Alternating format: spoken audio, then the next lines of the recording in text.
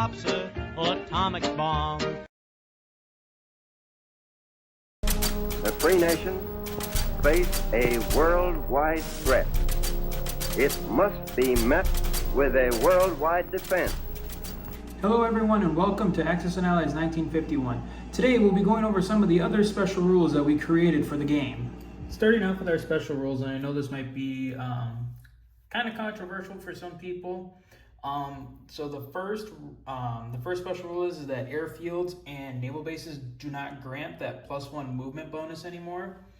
Part of that is just due to the fact that at least for the aircraft, some of them already can fly pretty far, and it just seems a little unfair that they can go even more distance. And then for the naval units, just never quite understood why a naval base would grant ships a movement of 3. So we took out the bonus for now. As always, still playtesting, so we might reinstate it. It just kind of depends. Next, I've harped on this one, I think, quite a few times already, but just to reiterate, the Suez Canal, though. So while even though Egypt is a strict neutral, NATO still retains control of the Suez Canal because in the 1950s, when a anti-British government was elected into office in Egypt, they tried to kick the British out, but the British still maintained a presence around the Suez Canal, which allowed them to retain control until the Suez Crisis in the late 1950s.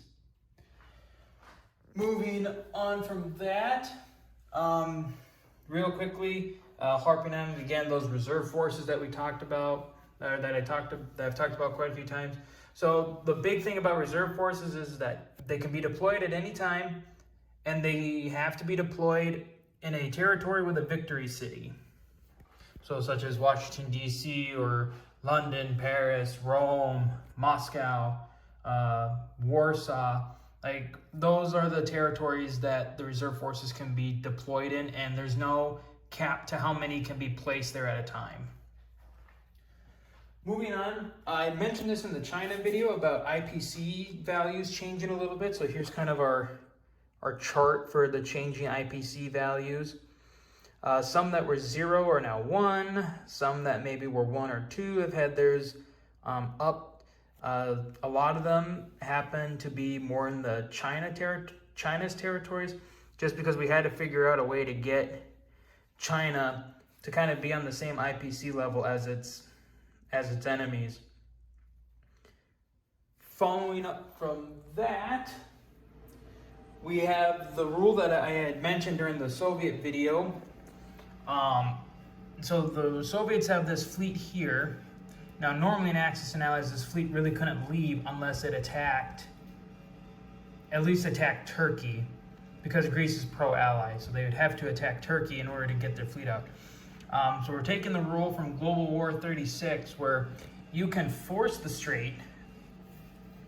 However, your opponent will represent the neutrals, and they will get one chance to fire against each ship that moves through the Strait, and a ship is hit on a 2 or less. But obviously, if you're moving a battleship or an aircraft carrier through, you really don't have to worry, because those can still absorb 2 hits at a time. So you're not really losing much by forcing a battleship or a carrier through the straits. Next, this one's kind of a fun one that we kind of decided that we would try and incorporate. We still haven't entirely figured it out yet. But at some point in the game,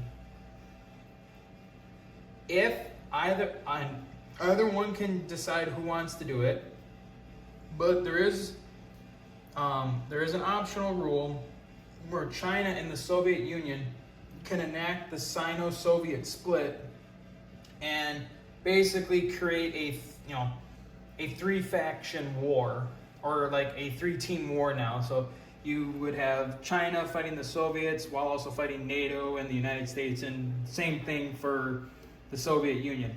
Like I said, we haven't determined the turn limit on when the Sino-Soviet split can be enacted. I had dabbled in the idea that like using Mongolia as kind of a trigger, because throughout the history of the Cold War, Mongolia more wanted to ally itself with the Soviet Union than it actually wanted to with China.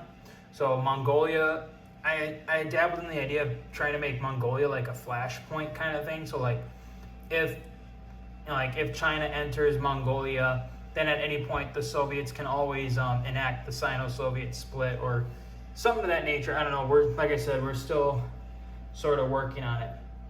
Now this next one I find kind of fun. It kind of gives some mystery to the game. So at the beginning of the game, this is a rule for submarines called submerged submarines. And basically how the game is played with that is that, so at the very beginning of the game, all the submarines for all the factions are on the board. You can see where they are. Then as each nation goes through their turns, the subs come off, and you kind of got to use the honor system a little bit. But then the players on a piece of paper will track where all their submarines are. So while they know where their submarines are, the enemy doesn't. So the enemy has to kind of figure out like, okay, how am I going to transport ships through the, over the sea lanes and everything, and make sure that they don't run into a hidden enemy submarine that might be hiding around there. We've tested this once or twice.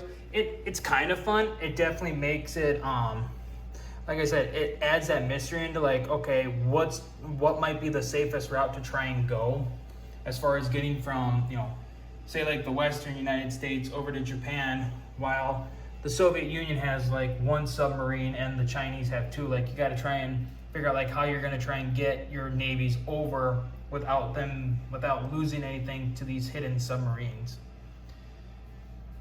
And then that's basically it.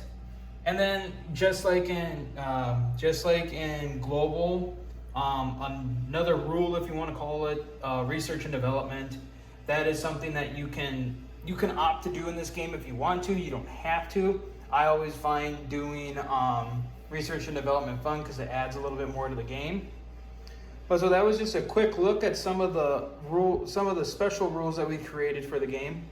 As always, if you have suggestions, please leave them in the comments down below. Hope you all enjoyed the video, and I hope you all have a good day. Bye.